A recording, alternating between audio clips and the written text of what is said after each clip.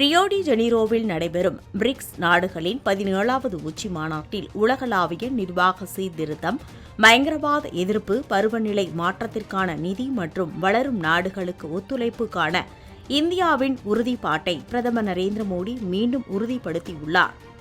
அடுத்த ஆண்டு பிரிக்ஸ் அமைப்பிற்கு இந்தியா தலைமை தாங்க உள்ளது.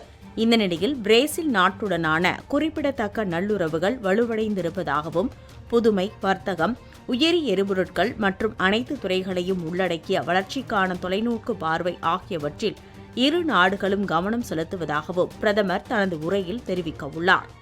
பிரதமர் மோடி உள்ளிட்ட பிரிக்ஸ் அமைப்பின் தலைவர்கள் வருகையை ஒட்டி ரியோ டி ஜெனீரோவில் பாதுகாப்பு ஏற்பாடுகள் பலப்படுத்தப்பட்டுள்ளன.